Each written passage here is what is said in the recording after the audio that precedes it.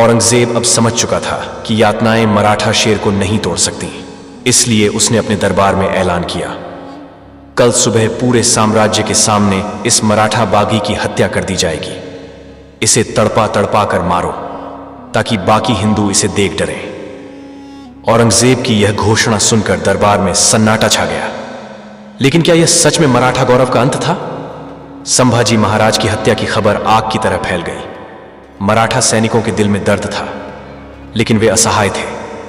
रायगढ़ किले में भी यह खबर पहुंची, जहां शिवाजी महाराज की पत्नी और मराठा सरदार रोष में भर उठे। लेकिन क्या मराठा साम्राज्य अपने राजा को इस प्रकार मरने देगा? सुबह का सूरज उगा, लेकिन आज यह एक अमर बलिदान का साक्षी बनने वाला था। संभाजी महाराज को भारी जंजीरों में जकड़कर मैदान में लाया गया। उनके शरीर पर घावों के निशान थे, लेकिन उनकी आंखों में वही अग्नि जल रही थी।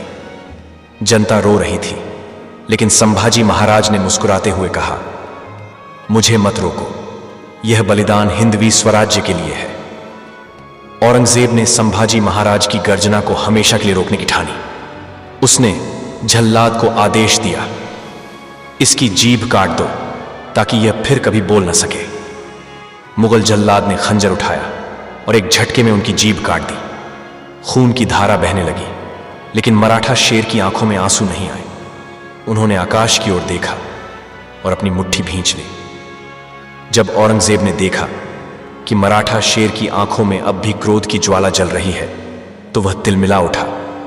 उसने चीखते हुए कहा, इनकी आंखें निकाल दो। मुगल जल्लाद आगे बढ़े और लोहे की सलाखों को गर्म करने लगे। अगले ही पल संभाजी महाराज की यातनाएं समाप्त नहीं हुई थीं, लेकिन उनका बलिदान अब एक ज्वाला बन चुका था। जब यह खबर पूरे भारत में पहुंची तो लाखों हिंदू योद्धाओं का खून खौल उठा। वे अपने राजा की इस दर्दनाक मौत का बदला लेने के लिए तैयार हो रहे थे। मराठा साम्राज्य में युद्ध की गर्जना सुनाई देने लगी। क्या संभाजी महाराज का बलिदान व्यर्थ जाएगा, या उनकी शहादत मराठा साम्राज्य को और भी शक्तिशाली बना देगी?